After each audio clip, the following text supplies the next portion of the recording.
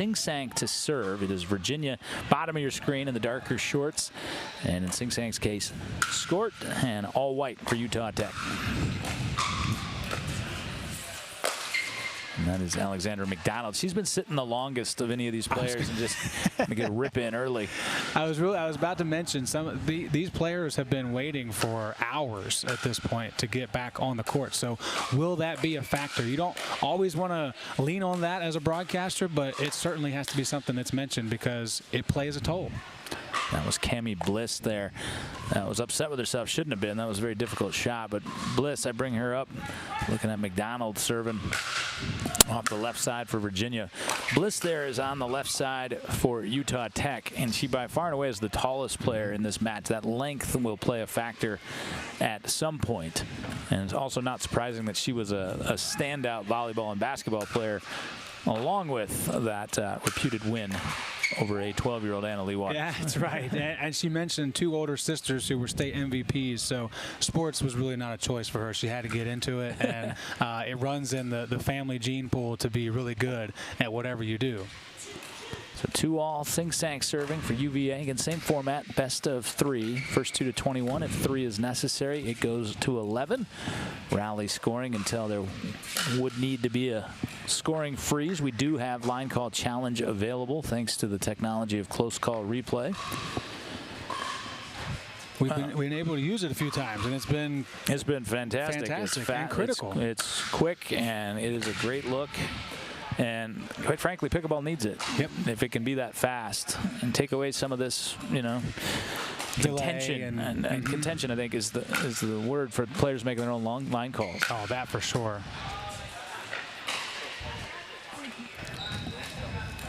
UVA kind of off to a solid start here in this match.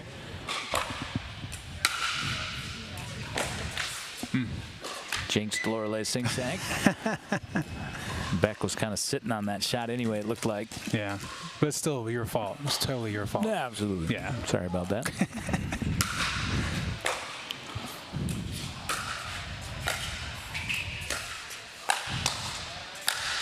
Yeah, it was 2 shots prior. Beck wants that one back. Singsank didn't put it away, but it wasn't a matter of or if, it was a matter of when. When you're posted up like that, both of you just standing tall on the kitchen line, it's going to go your way 9 times out of 10.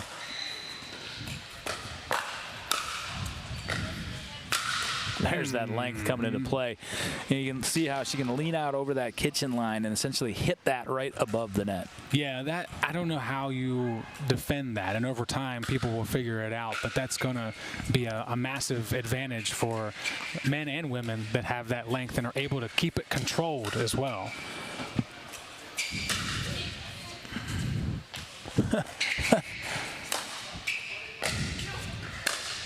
Starting to look like volleyball. There you go again. She can essentially hit any angle she wants. Yeah, it does exactly look like a volleyball kill. Oh, it's just, when you watch it from that angle, because we're off to the side, it looks so mean. And you just feel for the ball. I'd have to ask her after Kammy, that is, if she was a right side hitter, because that's essentially what she's playing in pickleball. And I know you're proud of me that I know who the right side hitter is. I wasn't even gonna. I'm just gonna let it roll. I'm like, that's great. That's such a good pickup. Great shot by Beck. Averee Beck. This is more like this back and forth action, these points developing, the strategy coming into play, both teams feeling each other out, trying to get the blood flowing again after sitting for so long. And Beck was defeated in the semifinal of women's singles by Fiorella Bozzetto from Clemson, who was then defeated in the final. Mentioned the double championship for Safdar. Fly swatter shot there from Bliss, but it paid off. Yeah, that was certainly not textbook, but sometimes you have to write your own pages. Averee Beck, 20 years of age. She also played Annalee Waters. Recently. Got pickled in the first game, 11-0, but to her credit, she came back and got 8 off Annalee in the second game. That's tough to do. A lot of times those matches are kind of, you get the 8 the first time, and then the world #1 says, hold on. But other way around. Yeah, clearly some great adjustments made by Averee in that, and that's all going to help when it comes to these moments. Even though that was singles, that you learn so much about yourself that you can apply it to your doubles game and therefore help your partner. Too much, I think. Nope, that was in. Wow. She hit that. I thought for sure that was sailing long. It did not. Yeah, we talked to some folks earlier in the pickleball season about trends for 2024, and they mentioned that the lob is going to be used a lot more strategically than just desperation. And we've seen that a few times today where it's purposeful and when it's used. And I think even more specifically, the transition lob, that surprise, you know, you think you're slowing it down, trying to hit a transition drop and then pop it up over the head. And it's honestly, it's not an easy shot to hit, but it's definitely a lot easier to hit than a baseline lob.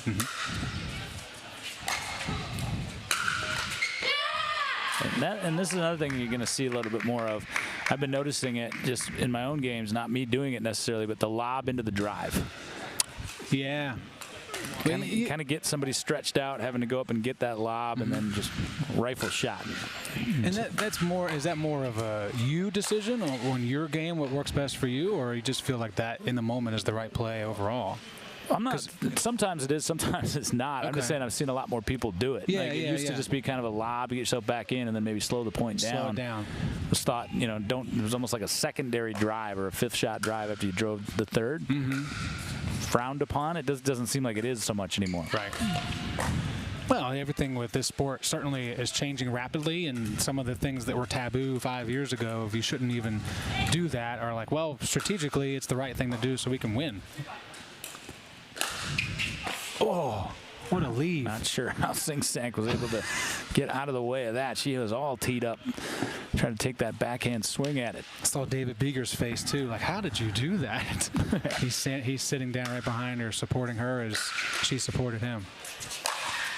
And right back at the person that hit it. I like that choice by Singsank. Yeah. Rather than Beck, who was stationary. She's ready. She's waiting for a ball. Yeah, absolutely. Very smart decision.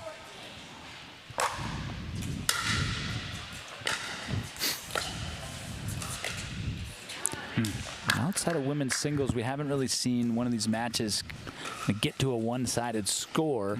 And here we are sitting there right at that point where that could become the case, or Virginia play the way right back in.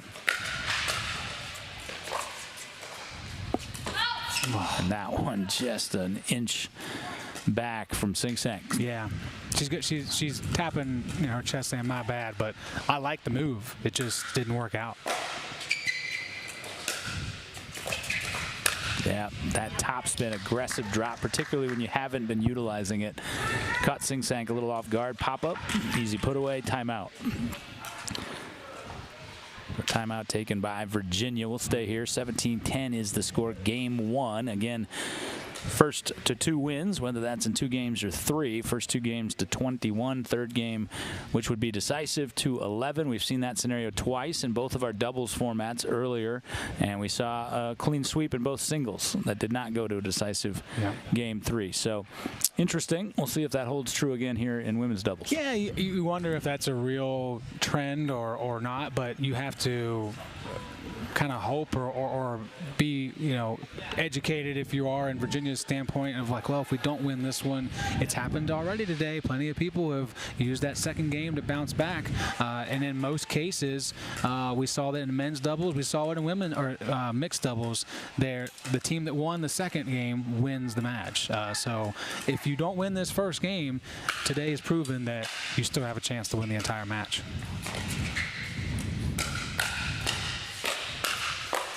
That was tremendous right there from Beck. Yeah, check it out again on the replay. Just perfect placement. Quick hands. Always being ready. Paddle always up is such a key component that people tend to, especially in rec league or rec play, you just drop your paddle when you're moving around. You try to, well, it's going to be harder to bring it from your thigh up to, the right position. So keeping it up there, you'll notice that with all these players as they're standing at the kitchen line.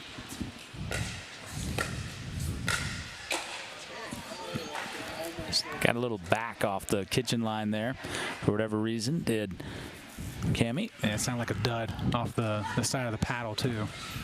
Maybe a little bit of edge guard.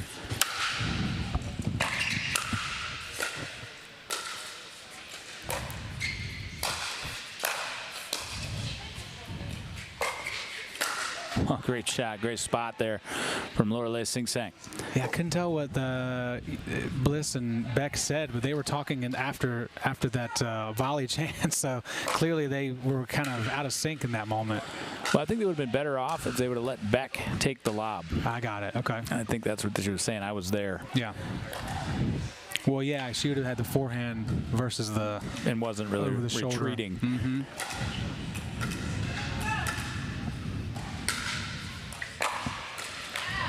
And that'll do it in game one. So not a lot of drama at the end of that. That's the first time we've seen a team all day get to 20 and then not have the side out against them and the score freeze even for a little bit. So Beck and Bliss roll to game one, and they win 21-12. They'll have the opportunity to close out a national championship in game two, but Singsank, of course, and Alexandra McDonald will have the chance to force that decisive game three. Quick timeout from the Pickle Lodge, and we come back in our concluding match of what has been a tremendous DUPR Collegiate Individual Nationals.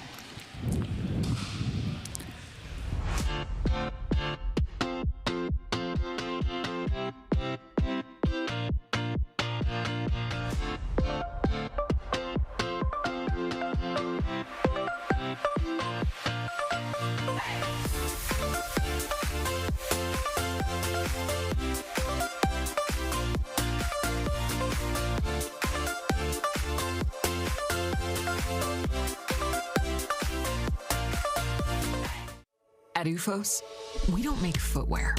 We make shock absorbers, fatigue fighters, mobility maximizers. This is the science of active recovery. Revolutionary UFOM technology absorbs impact and reduces pressure. It's the foundation of every pair of UFOS and the key to recovering faster. This is not a shoe. This is UFOS Active Recovery. Activate your recovery with UFOS. People play pickleball for exercise, competition, or to hang out with friends. What your reason is doesn't matter to Gamma. What matters is that you play, that you enjoy playing with passion, and you have so much fun you can't wait to play again. At Gamma, we offer paddles perfect for all levels, including yours, because pickleball is about you, the player, and what feels right. Pickleball is your game. Make Gamma your paddle. Play to live, live to play. Gamma Pickleball.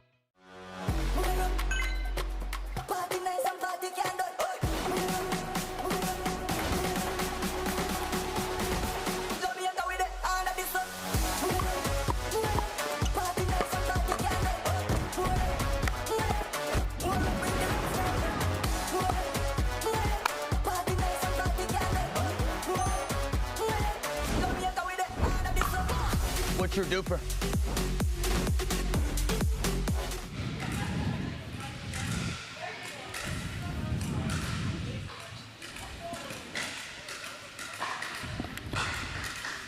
John Lidge, Joe Hutzler, as we come down the backstretch of this DUPR Collegiate Individual Nationals week here just outside of Cincinnati, Ohio at the wonderful Pickle Lodge. Joe, I know you and I are excited about after this is over, not that we want it to be over, but to experience some of the food and drink here. We already had a pizza for lunch. It was delicious. Great.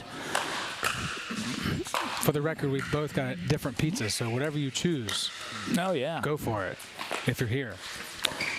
All right, Utah Tech pretty dominant there in game one and a great start to this point. The length, you just saw it there from Kamryn Bliss, I thought was the difference. Beck was just very steady, and Bliss was in great spots most of the game. Yeah, you're starting to... That's the Alexandra McDonald we're used to seeing. Yeah, that's what we're used to seeing. Yeah, exactly. Yeah, Kamryn Bliss says that she loves to play spike ball, and we can see why. Lots of spiked ball style finishes here, and you got to find a way to get around it. You got to find a way to play away from that and not give her that opportunity. McDonald looking for the ATP, but really wasn't there. Kind of that impossible angle. Early slight advantage for Utah Tech. Nice shot. Nice shot by Singsank. That's the second or third time she's found the perfect spot between that Utah Tech tandem. Yeah, neither one of them were settled or ready in that moment. They were in transition. Exactly what you have to do.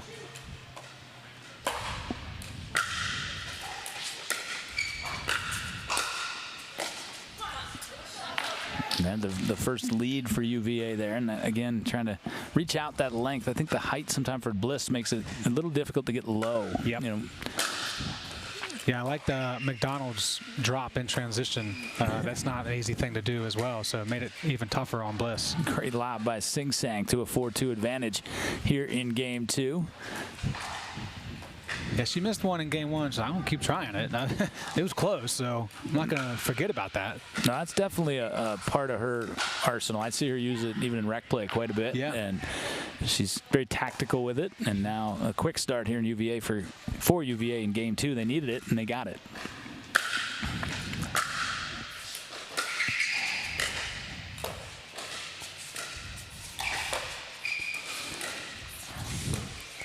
I feel like there's been a handful of opportunities for Beck to jump something in the middle, and she hasn't done it. Yeah, and I don't know if that's, again, strategy or just it wasn't like that in game 1, so she's not quite feeling the comfortability to try it. But I think something has to adjust for Utah Valley, because UVA's made the adjustment of keeping the ball low on Bliss, so she can't just smash the ball, and she's hitting them short. So what can we do now to adjust for that if we're Beck and Bliss?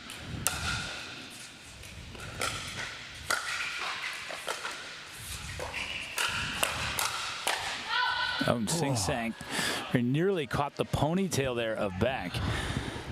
That is not reviewable, but it's probably something that Averee wouldn't have even felt had it did catch a hair. Right.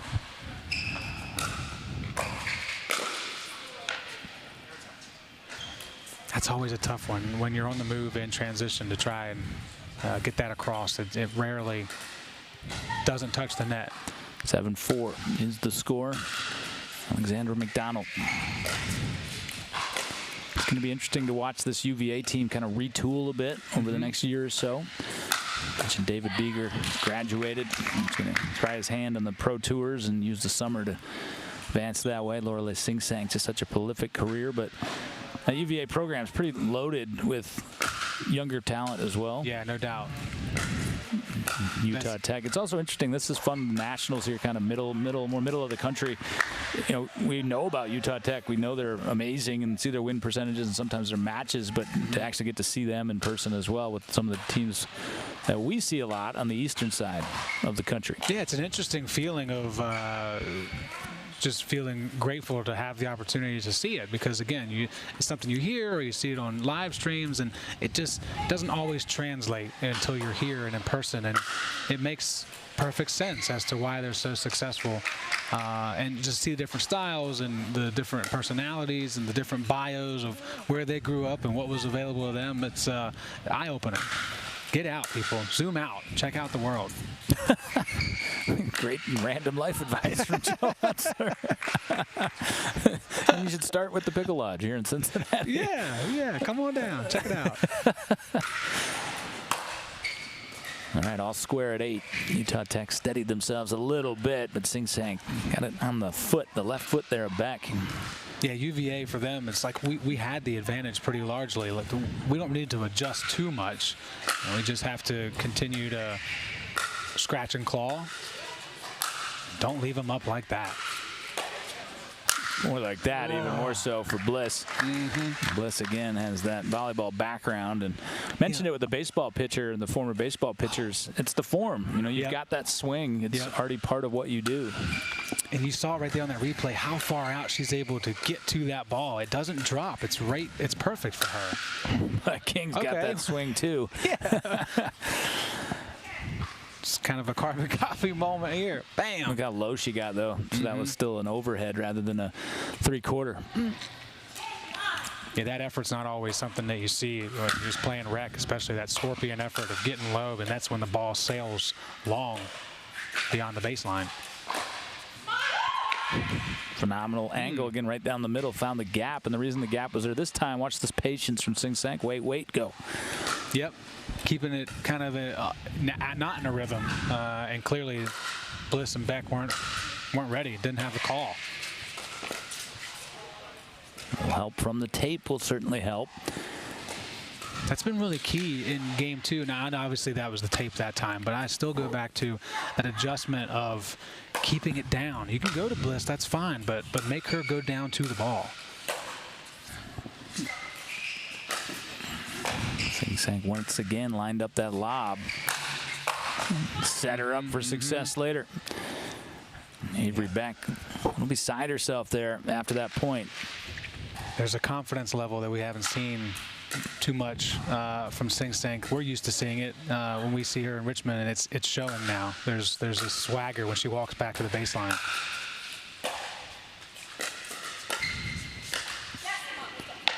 And see, Beck wouldn't miss that in game 1. Right. Yeah, something's adjusted here, and it's gone. It's kind of penetrated the strategy, and Utah Tech's now having to play on the back foot. Wow, that was a changeup, and that nearly caught Beck. Didn't. What a dig by Singsank. Yeah, but there's too much Bliss. Yeah. But back to the drop. That's the first time they've dropped backhand on Beck in this game. Credit to Averee for being ready for it. Right. Kind of turnabout fair play got Alexandra McDonald off balance.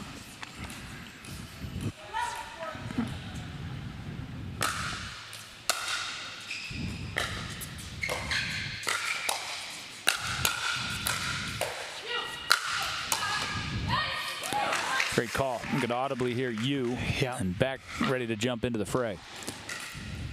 Yeah, just the right angle, the right call. The forehand should take that. That time did get it to the backhand of Beck. Did Singsank. So kind of that cross up, changing the pattern a little bit. 15-12. Virginia trying to force a decisive game 3-11.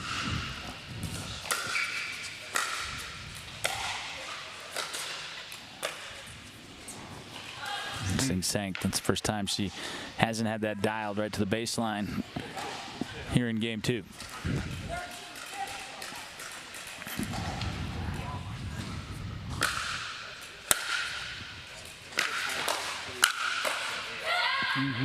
And Bliss.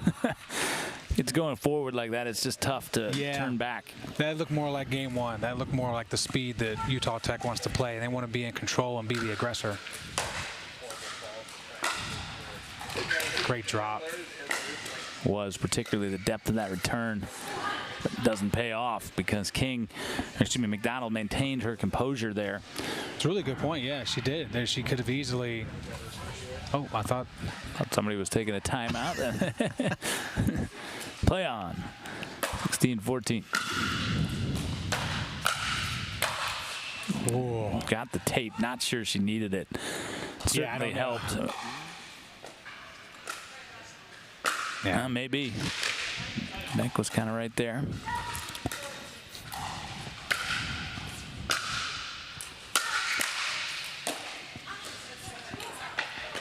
Singsank, you could hear talking about herself. She said that's so bad. Not sure I'd agree with that, but not what she was looking for. Yeah. The decision wasn't bad for sure, but she's never going to be accepting of that type of execution. None of these players should. They hold themselves too accountable. Again, through the middle. That's where Virginia's had some success.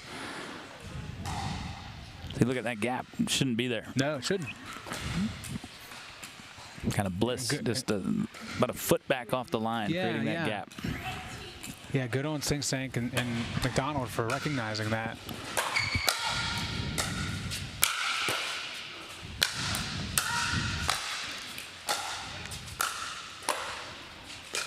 Yeah. What a reset. Man, what a shot. Incredible fight back into the line, reset it, slow it down, and then just a singles passing shot in a way. And we'll take a timeout. Utah Tech will. We'll keep it here. Utah Tech will take the timeout. Virginia leading 19-15. Behind our score graphic, you can see Singsank and McDonald over there conversing with David Beeger, who remains a spirited supporter of his teammates, despite the fact that he was disappointed, I know, in A couple of runner-up finishes. That shouldn't be a disappointing result, by the way, but 2 opportunities at a national championship for David. Yeah, now trying to cheer UVA on to what would be their lone championship of the day. We've seen Texas and Indiana with dual championships today. Yeah, in our last, as mentioned before, DUPR event for the spring. Back in action, Florida Super Regional on September 21st and 22nd. And, of course, you've got the big one, the CNC at the UPA World Championships in Dallas, Texas, November 1st through the 3rd. 64 teams, about 600 players. Going to be the mecca of pickleball that weekend for sure. And if it's anything like this in the talent pool, this small talent pool, if you're able to see it, you should go see it. It's going to be incredible. Yeah, absolutely. And again, you kind of see some of the re-racking from the teams as you get back into the fall semester. And you know DUPR and their partners are going to just continue to grow this thing in the months that precede it. Yeah.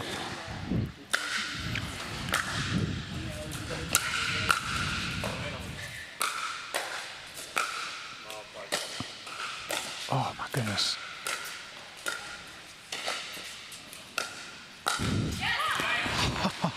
I still can't get over that mean backhanded drive that McDonald had. I saw her face, and it's just like something. The ball did something to her personally. It was that was incredible.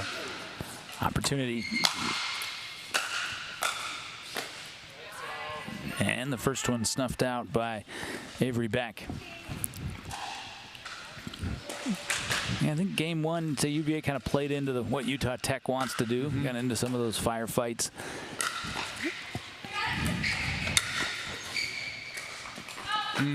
Yeah, good read by Bliss. She could have taken a rip at that, but realized she didn't need to. Hasn't really favored a team to get to 20 first today. It really hasn't. We'll see if UVA can change that here. Another opportunity at forcing that decisive game to 11.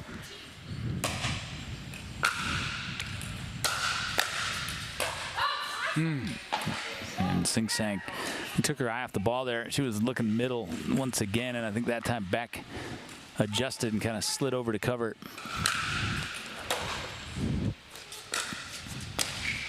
Great shot. Dropped by Kamryn Bliss. Now at 19-20, we'll get a UVA timeout in response. And you can see Beck and Bliss kind of back smiling again now. They're right back in there. Haven't dramatically needed the score freeze, but it has helped them stay in here in game 2 after, again, you see the score 21-12 and really didn't feel that close in game 1. No. And that's because they got to 20 and just put it away pretty easily, which, to your prior point, I haven't seen a lot of today from anybody. No, and unfortunately for UVA as a whole, they were part of that 8 times trying to get it done in mixed doubles and couldn't, and Indiana went on to win the national title. So certainly Singsank and McDonald hoping that that doesn't creep in again. All right, 19-20 off the serve of 20-year-old Averee Beck.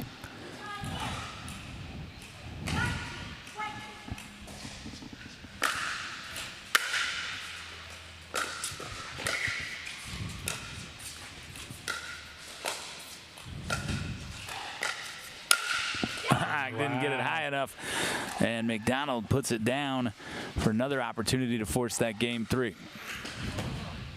Yeah, that was extremely impressive to be there in that moment. Just enough back to make a good read on the ball and put it down.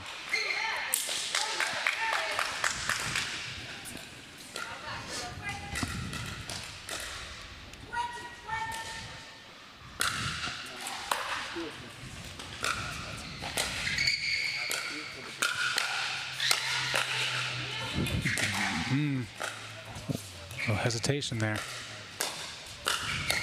Oh, wow. Came up and would have been an out ball, but just such a tough read. And if Utah Tech closes it out, it was because of the 2 digs a little bit prior in that point there from Beck. And they will. Utah Tech is your women's doubles national champion. and they got there in straight games. Didn't look like that would be the case. Mostly UVA in game 2. Utah Tech undaunted, and it's Beck and Bliss. They will host the trophy. They are your DUPR Collegiate Individual Nationals champion.